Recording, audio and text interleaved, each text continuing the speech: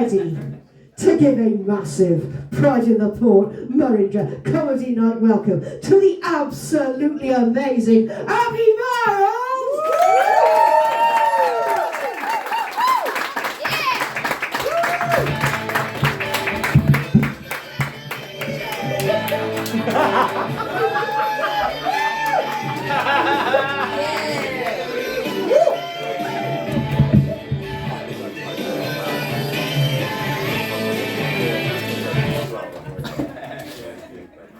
Dyslexic transvestite walks into a bra.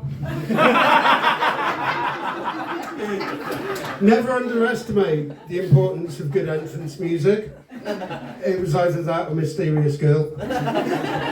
So my name is Abby Myles, the world's premier female meatloaf impersonator. They've asked me along tonight to do a few songs. But I won't do that!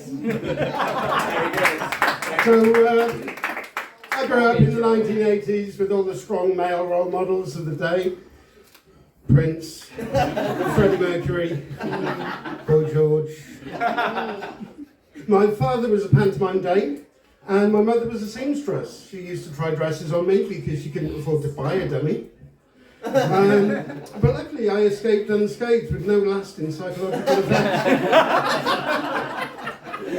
So, the more observant amongst you might be thinking, Susan Boyle really needs to cut down on the cigarettes. So I'd just like to address that obvious question. No, this is not my natural hair colour. So I am in fact transgendered. I know, I hide it well. I'm the only person I know who threw their own gender reveal party. It's been quite challenging though, coming out to so many different people and telling the same story time and time again. Ironically now I stand in front of strangers and tell the same jokes time and time again. Coming out to my parents was quite interesting. So my father was in hospital following a massive heart attack and my mum was panicking. He's fine now, right, don't panic. So my mum was really worried and I thought, I know, I'll take her mind off it. I give her something else to worry about.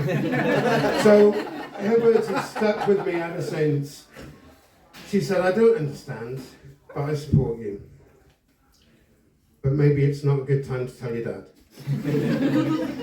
She has been a constant source of comedy gold, though.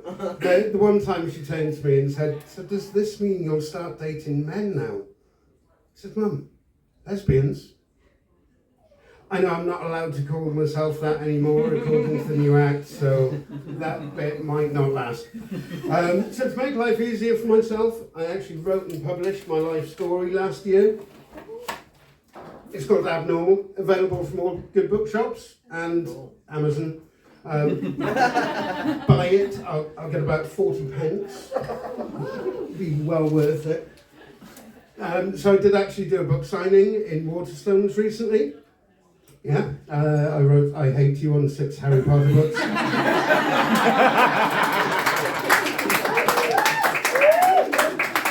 And for life. So conversations have got really interesting with me now. In the last 18 months, I've learned more about hair and makeup than I ever thought possible. One day I might put some of it into practice. Don't hold your breath. Being of a certain age as well is quite challenging. Like most of my friends, I'm on HRT. They're going through menopause. I'm going through puberty. Yeah, so good I did it twice. It's not all fun and games though. I can go from horny teenager to evil hell bitch in the time it takes to eat a ton of Ben and Jerry's. I have had a few of them in my time. This is the body that Ozempic forgot. I am on the large side, but I do identify as skinny. Yeah. I'm trans-slender. So the doctor has actually diagnosed me with 2 really inconvenient illnesses lately. Apparently I have bulimia and amnesia. Yeah, I binge eat, forget to vomit.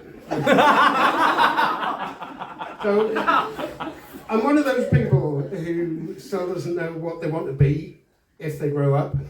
And I do wish I paid more attention to the careers lesson in school, but it was a bit crap, wasn't it? They just make you do that test that tells you your ideal job, and it always comes back as brain surgeon or bin collector. There's never middle ground to it. And to complicate matters for me, I was diagnosed as being red-green colourblind, so that took all the good jobs off the table. I was actually in Greggs recently and asked for red sauce on my bacon roll. They gave me brown. Still don't know whose fault that was. But I've always actually wanted to do comedy. Ironically, it's only now I've had the balls to do it. And I've been trying my best to get paying gigs. It's really difficult. So I'll take just about anything. And recently I took a gig at a fetish club. I say gig, I've got a humiliation fetish, so I thought getting people to pay to laugh at me was a win-win. Fetish clubs are weird though, aren't they? Yes means yes. No means yes. Banana muffin means please stop, I don't like that very much. And so I got up, I did my set. Nobody laughed. Best night ever. So I've got a really addictive personality, though. I'm really grateful that I was introduced to comedy and not crack. Although so far it's cost me as much, and the long-term mental issues are on a par, to be honest. But I have recently taken over as patron of a new charity. We're rehabilitating drug addicts by teaching them stand-up. It's called Crack Jokes, Not Pipes.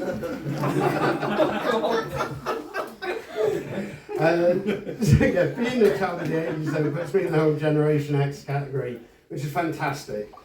For those of you who don't know, we were born dead inside, emotionless, cynical, borderline sociopaths. That reads like my Tinder profile. Yeah. Give it a swipe, you will be disappointed. But we didn't have to worry about that back then. We did dating in real life. You could rock up to the pub, have a few beers, meet the love of your life, have a drunken fumble out the back, get stuck with them for 30 years. Yeah, and now it's strange for me. Most of my friends are straight females. So we go out clubbing to ordinary pubs and clubs. That and the fact I hate ABBA and Steps, so I don't go to gay bars. And it's quite difficult now. I go up to a girl at a bar that I really fancy, and the first thing I say to her is, "Do you have a gay sister?" But pubs have given way now to coffee shops, and you can go into any caffeine emporium and see the teenagers there on dates. I say dates, they're on their phones, ignoring each other. I was in one the other day, and there was this middle-aged guy there on his own. No phone, no laptop, just sat there drinking coffee. Like a psychopath. Don't trust them. But another thing with the youngsters now is they can't do anything without tutorials. They've got to have an online tutorial. Yeah, they can't get out of bed without watching a TikTok video first to tell them what to do. And it put me in mind of a certain scenario. So imagine, if you will, a young couple in love. They've been together a while, and they decide it's time for that special moment together. So they set the scene. They've got Marvin Gaye on in the background. The lights are low, the candles are lit. Things start getting a little bit hot and heavy.